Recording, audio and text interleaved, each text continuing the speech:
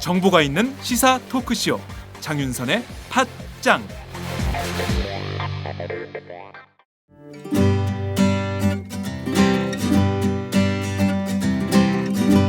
우리나라에 가동 중인 핵발전소 숫자가 23개라는 사실을 알고 계신가요?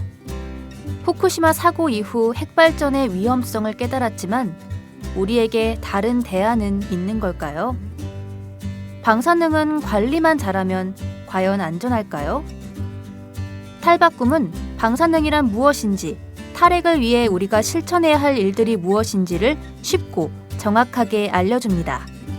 오마이북 신간 탈바꿈.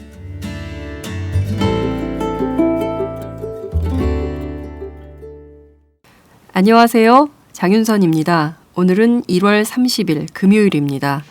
2015년도 벌써 12분의 1이 지나갔다고 생각하니까요.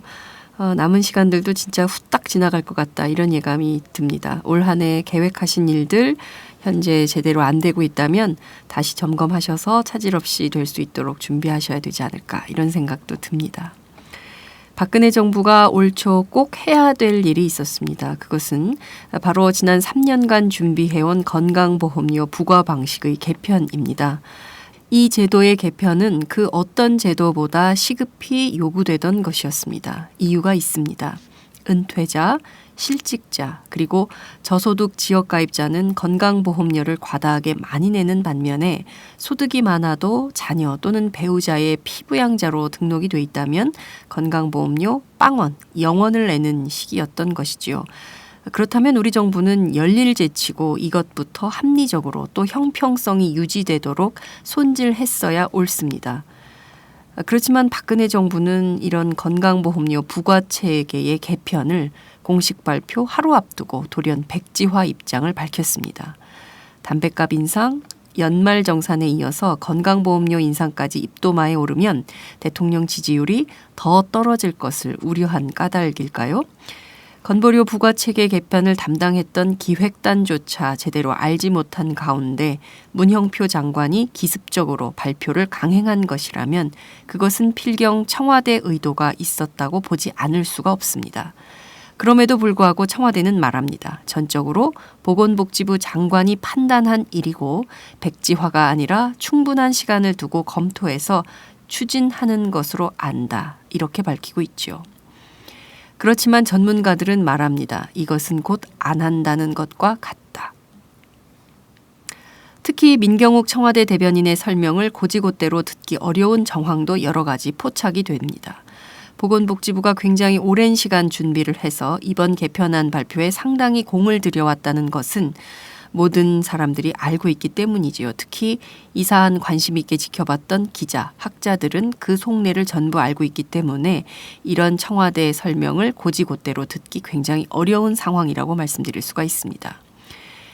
무엇보다 박근혜 대통령 취임 직후 국정과제로 삼아왔던 정책 의제입니다. 그런데 이것을 하루아침에 일부 고소득계층의 눈치나 보면서 추진도 제대로 못한다면 이보다 더 무능하고 한심한 정부가 있을까요? 송파 세모녀 자살 사건을 기억합니다. 서울 석촌동 지하방에 살면서 소득이 없었던 송파 세모녀는 지역가입자로 매달 5만 140원의 건강보험료를 납부했습니다.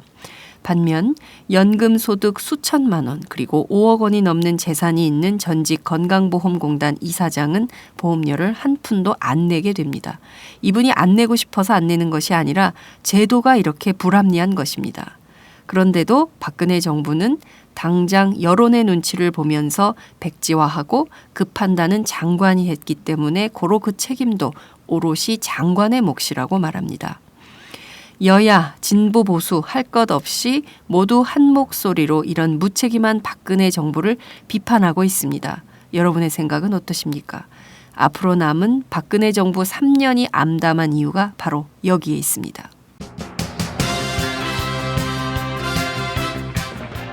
오늘 팟짱은 모두 두 꼭지를 준비했습니다. 2012년 대선 당시 국정원 대선 개입 의혹 사건이 불거진 바 있습니다. 당시 이 사건의 경찰 수사를 축소 은폐한 혐의로 기소가 됐던 김용판 전 서울경찰청장에 대해서 대법원이 결국 무죄를 확정 판결했습니다. 이 사건 수사 외압이 있었다 터뜨렸던 당시 수서경찰서 수사과장 권은희 새정치민주연합 의원을 연결해서 자세한 말씀 들어보도록 하겠습니다. 앞서 말씀드린 대로 정부가 올해 안에 건강보험료 부과체계를 개편한다는 계획을 돌연 철회해서 파문이 크게 일고 있습니다. 정부가 일부 고소득자의 반발을 예단해서 미리 지난 3년간 공들여온 정책을 백지화했다는 비판을 받고 있는 것인데요. 명분도 없고 절차도 무시한 막무가내식 뒤집기 결정이다. 이런 비판이 이어지고 있는 상황입니다.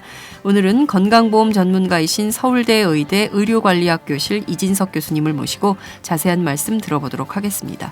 팟짱 시작합니다.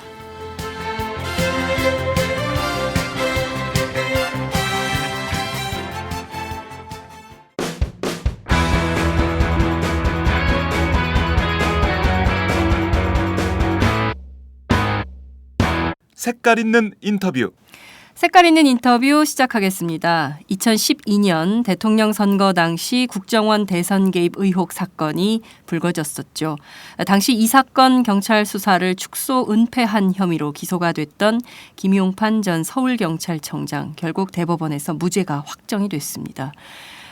대법에서 김 전 청장에 대한 무죄를 확정하면서 당초 이 사건 김용판 전 청장의 수사 외압 의혹을 터뜨렸던 수서경찰서 수사과장 지금은 의원이 된 권은희 새정치민주연합 의원에 대한 위증 혐의 수사가 본격화할 분위기가 되고 있습니다. 오늘은 권은희 의원을 직접 연결해서 관련된 자세한 말씀 들어보도록 하겠습니다. 의원님 나와 계신가요? 네, 안녕하십니까. 네. 권은희입니다. 예, 저희 팟짱에 처음 출연해 주셨습니다. 고맙습니다. 네. 좀 더 일찍 모셨어야 되는데. 자, 우선 그 국정원 댓글 사건 관련해서 많은 국민적 공분이 있었던 사건입니다. 그렇지만 법원이 결국 김용판 전 서울경찰청장에 대해서 최종 무죄를 선고했습니다. 이 결정 어떻게 보십니까? 예, 어제 재판 결과를 보고 느낀 심정은 참담하고 답답하다. 네. 딱 그런 심정이었습니다. 이제 대법원, 그러니까 최종 김용판 전 네. 서울경찰청장에 대한 그러한 판단은 어제 그 대법원의 최종 판결 확정으로 네. 이제 더 이상 다툴 수 없는 상황이 됐는데 네. 그러한 결론이 났기 때문에 아주 참담했고 그리고 이제 1심부터 이거는 쭉 이제 판결문을 보면서 네. 정말 핵심이 그리고 또 우리가 그 누구나 다 답답해하고 있는 부분이 2012년 12월 16일 그 네. 23시에 속보로 이게 중간 수사 결과 발표가 있었지 않습니까? 그렇습니다. 예. 그 당시에 그 중간 수사 결과 발표는 지금 와서는 명백히 이 수사의 최종 수사 결과와 다르지 않았습니까? 네. 예. 근데 그러한 그 허위의 중간 수사 결과 발표를 할 당시에 네. 저희 수사팀에게는 그러한 사실을 전혀 알리지 않고 허위의 중간 수사 결과 발표가 있었다 이러한 사실이 네.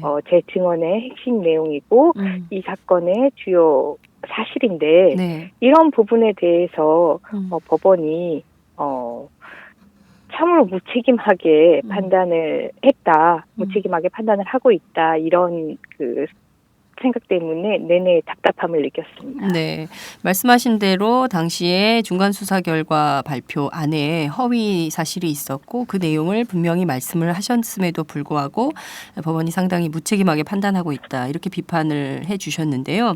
네. 김용판 전 청장 보면 그 공직선거법 위반 그리고 형법상 직권남용, 권리행사 방해 등등의 혐의로 기소가 됐습니다. 그렇지만 검찰 상고 모두 기각을 했는데요. 이 점은 좀 어떻게 보십니까?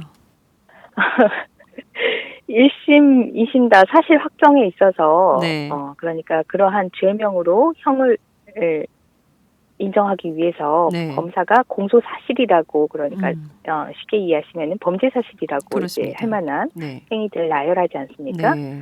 예, 그런 범죄 사실이라고 할 만한 행위들이 나열이 돼 있고 사실 그 부분 그 나열된 행위의 대부분은 인정이 되는 사실들입니다. 그렇다면은 뭐 예컨대 저희 수사팀에게 중간수사 결과 발표 그 자료나 이런 네. 부분들을, 그러니까 아이디나 이런 부분들을 알리지 않고 발표했다는 내용들, 네. 뭐 이런 중요한 부분들은 다 인정이 되는 사실들이 많습니다. 그러면 그 부분들을 인정을 하고 네. 이러한 행위가 과연 이 죄에 해당하느냐, 그리고 상대방은 어떻게 변호하느냐, 그 변호에 타당성은 있느냐, 이렇게 따져가는 것이 판결 구조입니다. 네. 그런데 이제 그 1심, 2심 사실 확정 단계에서는 네. 그러한 기본적인 사실관계에 대해서는 판단을 하지 않고 변호하는 부분에 대해서 뭐 예컨대 보안을 위해서 불가피했다. 네. 예. 근데 수사팀의 보안을 유지하면 수사는 그러니까요. 누가 하는 겁니까? 맞습니다. 그런 그 변호에 대해서만 옳다 뭐 이렇게 인정을 하고요. 네. 예. 그리고 나서 이제 따지는 것이 저의 진술에 신빙성이 없다. 이 부분을 아주 사실은 강조. 공소 사실과 직접적인 연관되는 부분은 아니죠. 네. 예. 그렇습니다. 그런 부분들 아주 조목조목 그 따져가는 그러한 방식으로 뭐랄까 좀 기본적인 어떤 판단 구조를 흐리는 네. 해치는 그런 판단을 계속 사실심에서 해 왔었고요. 네. 그런 부분들이 대법원에서 그 바로 잡히지 않고 그대로 상고가 기각됐기 때문에 그래서 또 여전히 답답함을 호소하고 있습니다. 네. 의원님께서는 전직 경찰 공무원이시기도 하시지만 또 법률가시잖아요. 네. 이 법률가의 관점으로 이번 판결문을 쭉 보셨을 텐데요. 앞서 뭐 여러 가지 점을 지적을 해주시긴 하셨습니다만 이 중에서 가장 납득하기 어려운 대목은 어떤 부분입니까? 가장 아쉬운 부분은요.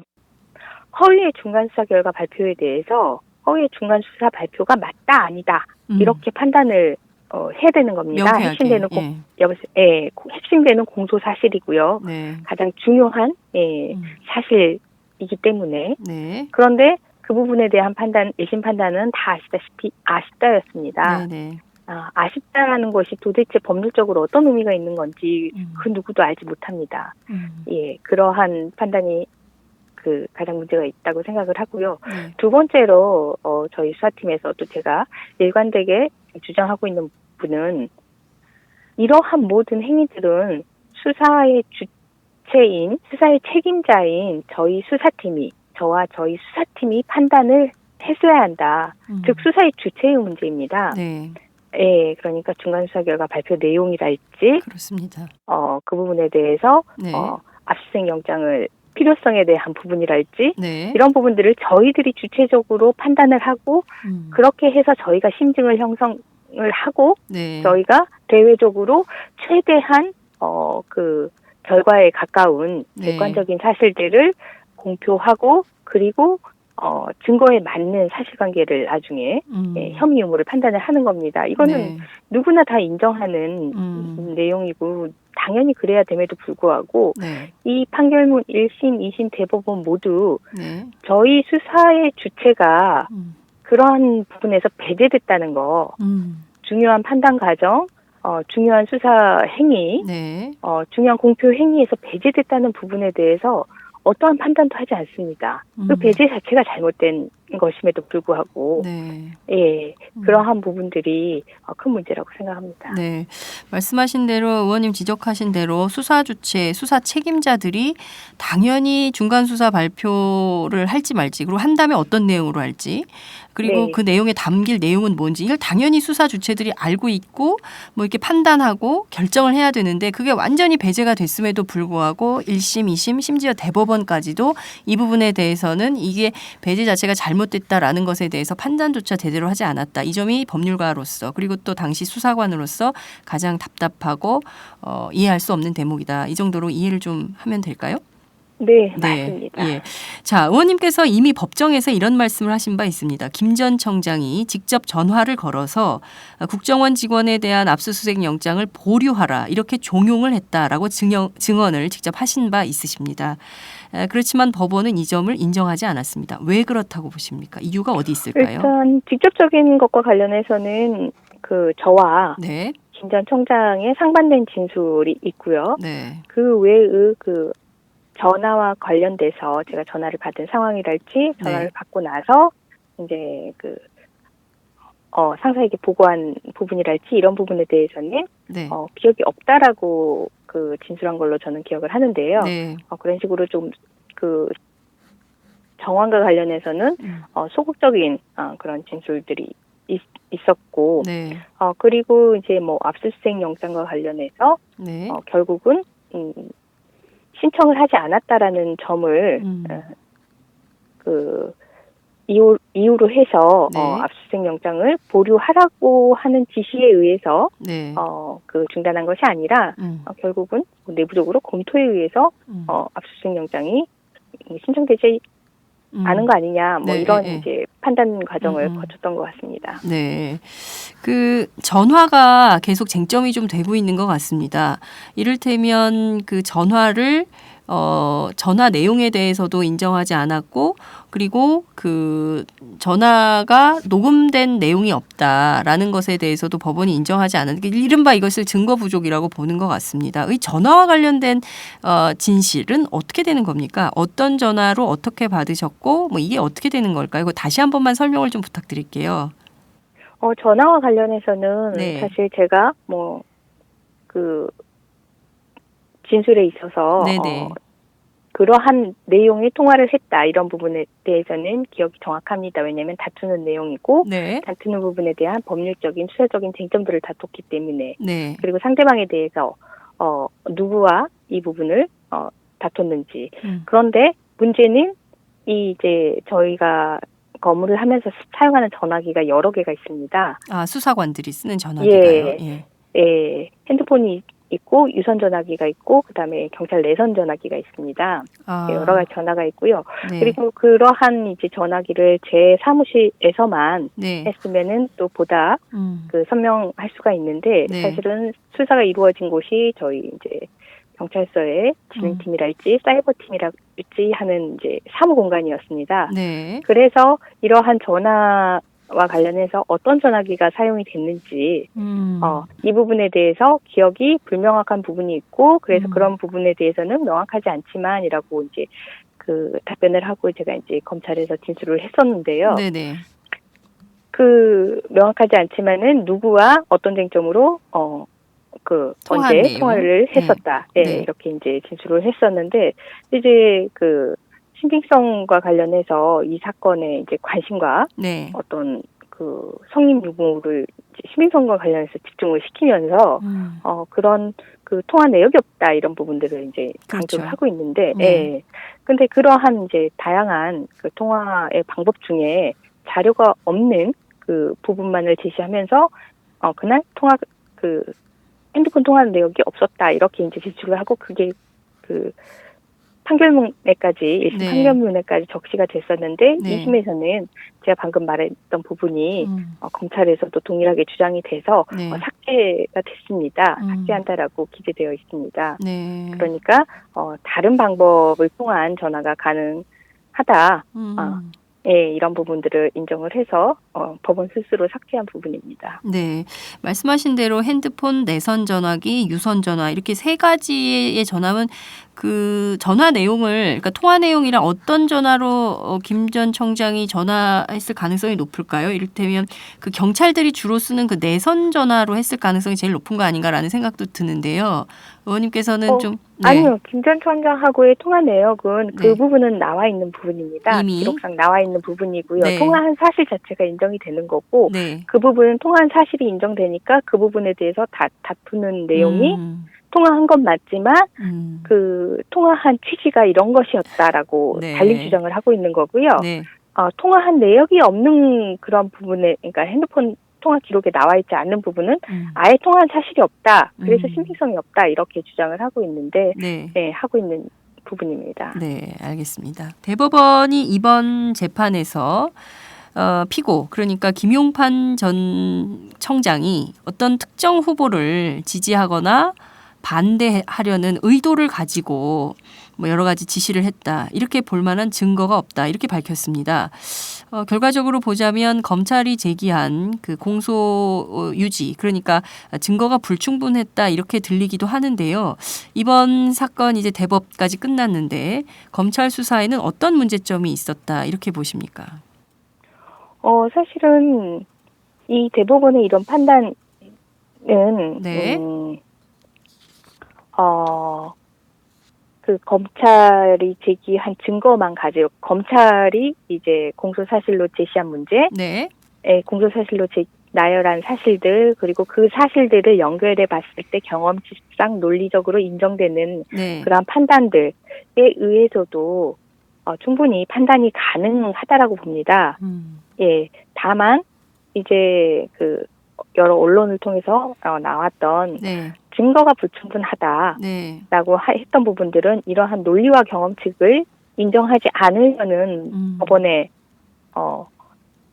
그냥 태도일 뿐이고요. 네. 또한 검찰이 제기한 이제 주요 공소 사실들이 네. 아닌 다른 사실관계를 가지고 이 사실관계 그러한 다른 사실관계를 통해서 어떤 판단을 하려고 하는 네. 어떤 법원의 논리, 그 논리에 따르면 이제 검찰 수사의 중점하고는 좀 달라지는 것이기 때문에 네. 그런 부분에 대해서는 이제 증거가 불충분한 거죠. 예컨대 아까 그 통화내역 같은 네. 같은 경우에도 네. 사실은 이제 일련의 그런 통화 내역들이 네. 있었다라는 사실은 하나의 이제 그 검찰 공소사실에 의하면 정황일 뿐이고 네. 그러한 그 정황 사실을 통해서 인정될 수 있는 가장 중요한 사실들은 뭐 그 당시까지 증거 자료를 보내지 않았다. 네. 그 당시까지 뭐 수사팀의 뭐 키워드와 네. 관련한 축소를 수사팀이 요청을 한 거에 대해서 네. 그 줄이라고 요청을 했다. 네. 뭐 이런 사실관계들이거든요. 네. 근데 이런 사실관계들에 대해서는 사실 다 인정이 되는 사실관계 아닙니까? 네. 예, 그래서 그런 사실관계에 대해서 검찰이 증거를 수집하고 네. 그런 부분들은 다 입증을 해냈습니다. 그런데 그런 사실관계에 부수적으로 정황상 네. 증거 자료를 주지 않았다. 그래서 네. 그런 일도 있었다. 전화를 통해서 서로 싸우는 일도 있었다. 달라고 요구한 사실도 있었다. 네. 이런 부분들이 이렇게 이게 부가적으로 정황적으로 들어가는 부분인데요. 예. 기본적으로 인정되는 사실이 인정됨에도 불구하고 네. 그거를 명백하게 인정하지 않고 슬쩍 넘어가서 네. 그 부가적인 상황에 대해서 집중을 하는 겁니다. 예, 근데 그 부가적인 상황에 대해서는 검찰도 주요 공소 사실이 아니기 때문에 증거 수집이 완전하지 못한 네. 그런 부분이 있었고요. 네. 예, 그 부분을 이제 크게 탓하는 것보다는 기본적으로 주요 공소 사실에 대한 사실관계를 명명백백히 인정하는 태도에서 시작했었어야 되는데 그런 부분들은 슬쩍 넘어가고 네. 그에 부과되는 그러한 정황에 대해서 그것도 이제 그 신빙성과 관련된 부분들에 집중을 해서 검찰도 아마 준비되지 못한 부분들이 그런 부분들에는 있었을 것이다. 그 정도로 보고 있습니다. 네.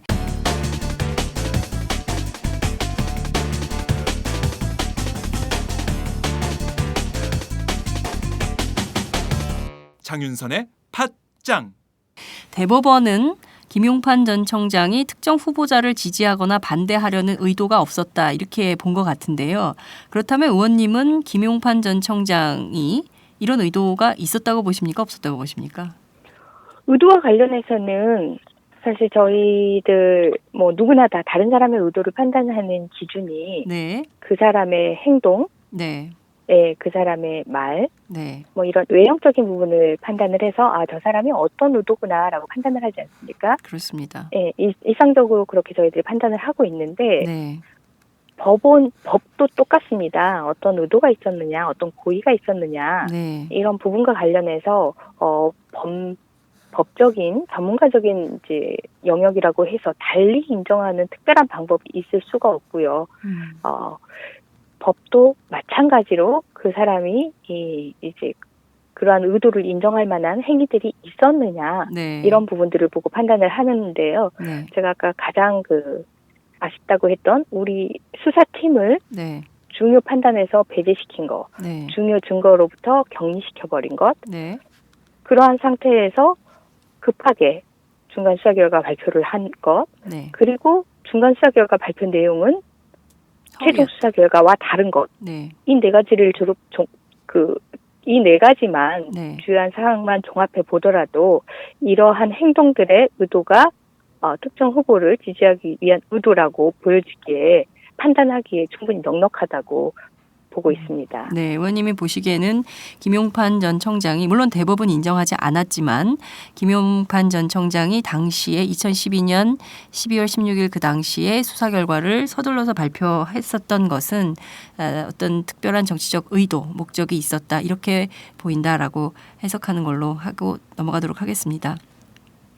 지난해 7월 자유청년연합 같은 그 보수단체들이요, 의원님에 대해서 위증 혐의로 고발을 한 상황입니다. 마치 그 오늘의 재판을 뭐 기다렸다는, 알고 있었다는 듯이 이런 혐의로 고발을 하기도 했는데요.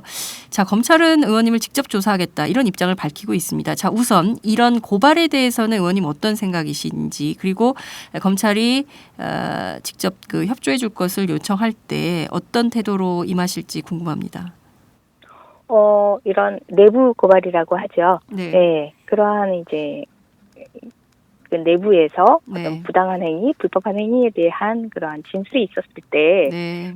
그 진술한 사람에 대한 명예훼손, 위증, 무고, 이거는 사실 일반적으로 나타나고 있는 현상입니다. 네. 예, 그래서 최초에 이런 부분들에 대해서 부당한 부분, 불법한 부분에 대해서 얘기를 하였을 때, 이러한 그 법적인 문제까지 갈 수 있다라는 부분에 대해서는 일반적으로 예측이 가능했던 부분이고요. 네.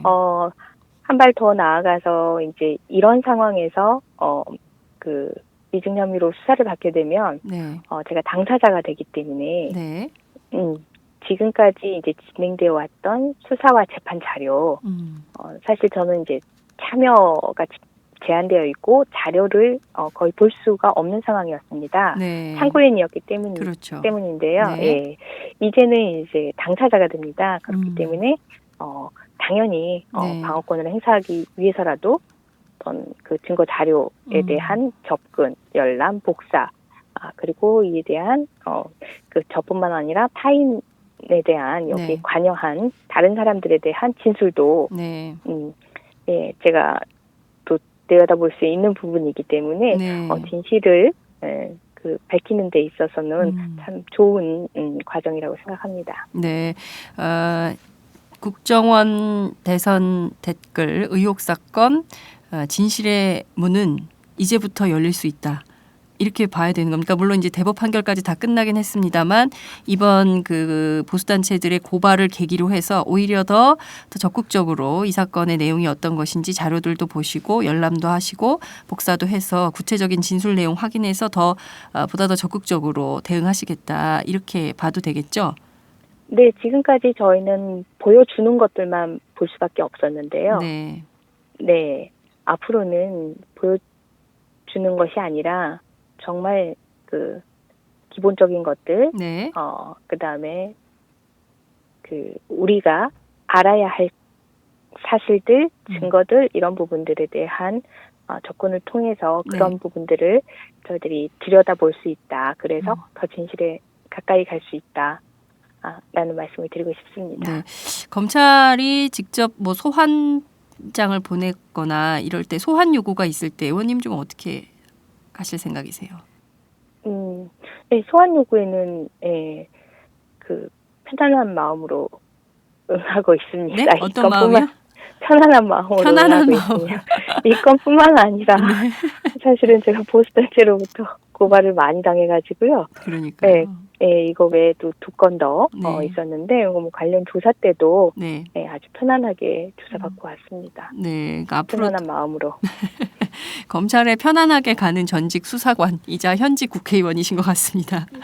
네, 대부분 검찰에 가면 굉장히 불편하고 안 가고 막 이래서 결과적으로 체포영장도 발부하고 이러는데 의원님께서는 편안하게 검찰을 다녀오셔서 얘기도 구체적으로 진술도 하시고 협조도 하시고 이러는 것 같은데요.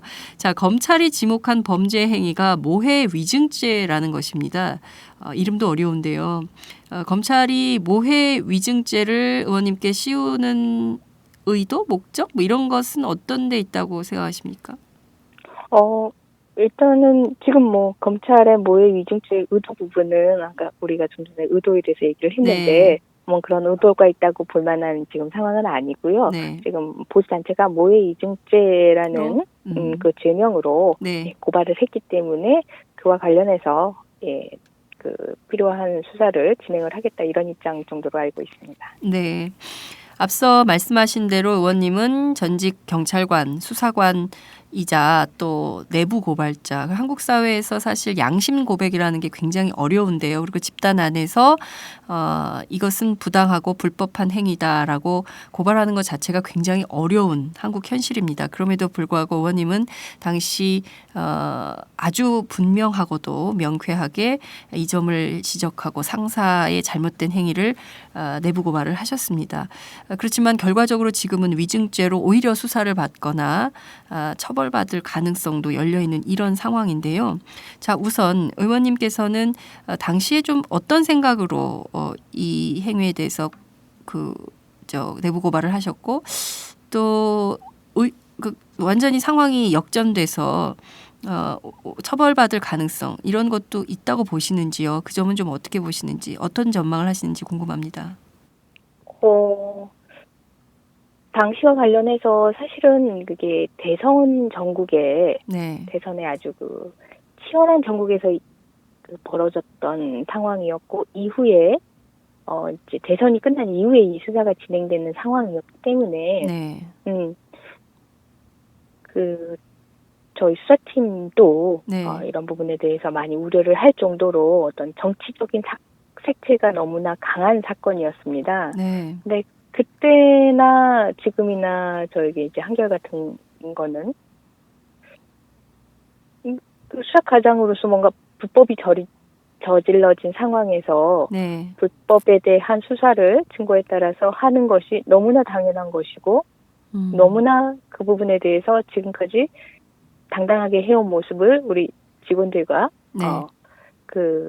당당하게 저희들이 저희 일에 자긍심을 가지고 있었고 그리고 그러한 부분에 있어서 수사의 공정성이 해쳐지지 않도록 이게 정치적인 사건이라는 이유로 네. 오히려 공정성을 해쳐지지 않도록 네.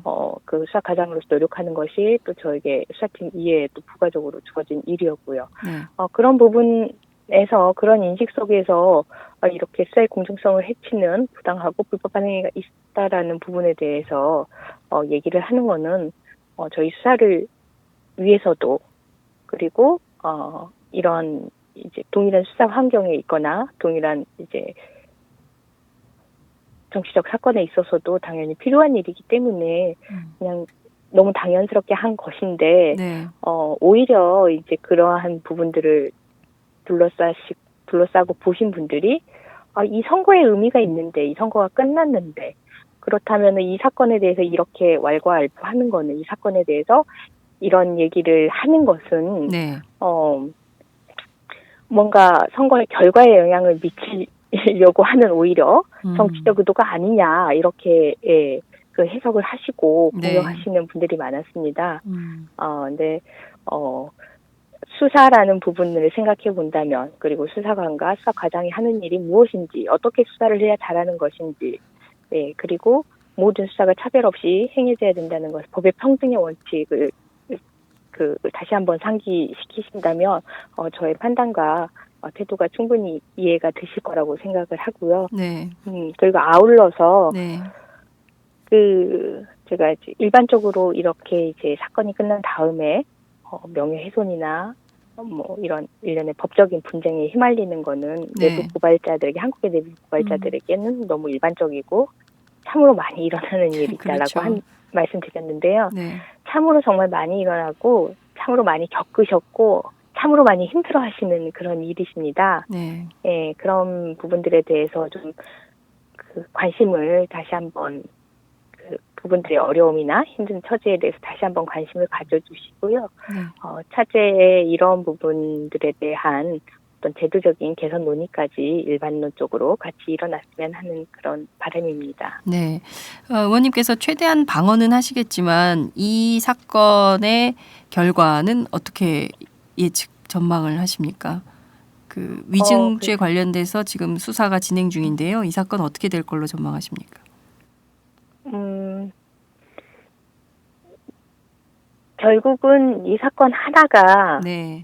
이 모든 이제 그 사건의 전부가 아니라 네. 관련되어 있는 사건들이 아주 많지 않습니까? 네. 예, 김용판 전 서울청장에 대한 공직선거법이나 직권남용 혐의, 네. 예, 그리고 그 수사 과정에서 일어났던 그에 대한 그를 위한 수사 과정에서 일어났던 그 박경감 서울청 사이버 팀장 네. 박경감의 증거인멸 행위, 네. 예, 그리고 저희 수사팀에서 네. 이제 그 수사해서 밝혀낸 국정원의 주식적인 댓글 활동, 네. 예, 거기에 따라서 이제 전 국정원장에 대해서 진행되는 형사재판, 네. 그리고 또 별개로 군이라는 조직에서도 사이버 사령부에서 일어나는 네. 그러한 정치 개입이나 조직적인 댓글 활동, 네. 이런 부분들이 전체가 네. 다 같이 그 종합적으로 이루어졌고 종합적으로 판단되는 행위이기 때문에 네. 꼭 그 사실관계가 네. 명명백백하게 밝혀질 거라고 생각을 하고 열심히 임하도록 하겠습니다. 네. 진실은 승리한다라는 거대한 원칙, 진실의 힘을 믿으면서 끝까지 명명백백하게 사실관계를 밝혀내시겠다라는 말씀을 주셨습니다. 의원님 오늘 말씀 정말 잘 들었고요. 끝으로 한 말씀 부탁드리겠습니다. 감사합니다. 많이 걱정해 주시는데 네. 힘내서 이번 사건과 관련해서 오히려 당사자로서 보장되는 그러한 절차적인 참여권을 충분히 활용을 해서 네. 저뿐만 아니라 국민들의 알 권리가 모두 충족될 수 있도록 끝까지 집요하게 활동하는 모습 보여드리고요. 그리고 그 외 다른 그 기본적인 의정 활동에도 소홀함이 없도록 열심히 하겠습니다. 네, 고맙습니다. 오늘 말씀 정말 감사합니다. 네, 감사합니다. 네, 지금까지 새정치민주연합 권은희 의원과 함께했습니다. 안녕하세요. 장윤선의 팟짱 애청자 여러분. 저는 김병기입니다. 전에는 편집국장이었는데요. 지금은 10만인 클럽 회원이자 본부장 맡고 있습니다. 그런데 10만인 클럽이 뭐지? 이렇게 궁금해하시는 분들 많으실 겁니다. 오마이뉴스에 자발적으로 구독료를 내는 시민들의 모임입니다. 지금 매월 후원해주시는 분이 몇 명이죠? 8,000명이요. 그럼 앞으로 몇 명을 모아야 합니까? 10만 명이요. 참, 갈 길이 멉니다. 그런데 조중동 구독자는 많게는 100만. 이래서 진보 언론 살아남을 수 있을까요? 10만인 클럽 후원으로 만들어지는 팟짱 응원하고 싶으시다고요? 지금 전화주세요. 02-733-5505로 전화하셔서 내 손번호 274를 꾹 누르세요. 오마이뉴스 기사의 모든 기사 하단에 동그란 주황색 배너를 누르셔도 됩니다. 여러분들의 참여로 팟짱이 웃음소리 더 커질 수 있습니다. 감사합니다.